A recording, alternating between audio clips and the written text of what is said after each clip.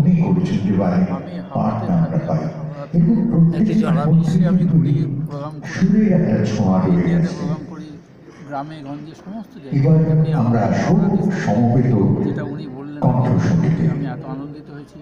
গত বছর উনি বলেছিলেন, এবার আমরা কিন্তু ওই স্টেডিয়ামে ওনার সাহায্য নিয়ে এবং সহযোগিতা করবো যাতে এই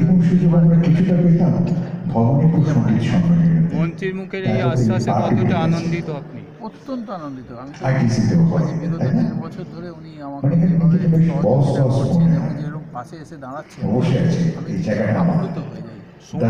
সময়টা কখন কিছু এখন বলা যেতে পারে না, সময়টা আমরা যদি করি সঙ্গীত, উচ্চাঙ্গ সঙ্গীতের একটা নির্দিষ্ট সময় হচ্ছে শীতকালীন অধিবেশন। আমরা শীতেই করবো, যেরকম ডিসেম্বর, জানুয়ারি, নভেম্বর এরকম একটা কথা বলবো।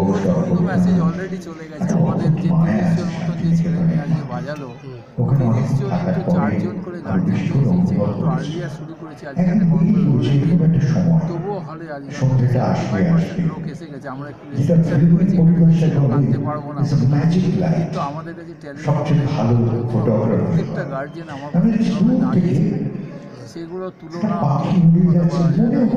আমাদের কাছে ভালো হয়ে আছে। প্রত্যেক গার্জেন বুঝিয়ে এটা আবার হবে, আমরা সহযোগিতা করবো, লেখাপড়ার মতন করে আমরা গান দুজন ছাত্রছাত্রী অনুষ্ঠানে আপাতত যারা স্টেজে বসেছে প্রায় 30 জন, যারা স্টেজে আজকে বসার জায়গা দিতে মানে 30 জন মতন আছে। 60 জনের এখানে অনর্গলে আসা যাওয়া রয়েছে। তাদের আবার আরেকটা করে অনুষ্ঠানে বসাবো, ভাগ করে উত্তম মঞ্চে একটি অনুষ্ঠান হচ্ছে কলকাতার বাইরে যে সংস্থা নতুন শুরু করছে, তারা আমাদের আমন্ত্রণ করেছে।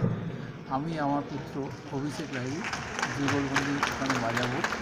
সেই বাজনাতে যিনি তবলা আমাদের সঙ্গে বাজাচ্ছেন, তিনি আমাদের কাছে মানে রাষ্ট্রীয় পুরস্কারে পুরস্কৃত প্রচণ্ড বিখ্যাত তবলিয়া অধ্যভূষণ আমাদের সরপঞ্চ চৌধুরী, উনি আমাদের সঙ্গে বাজাচ্ছেন। নামটা একবার বলুন।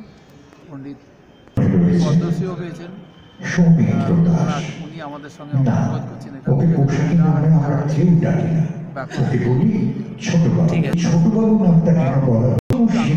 আমার পাশে উনি মানুষ যারা সম্পর্কও নেই, তারাও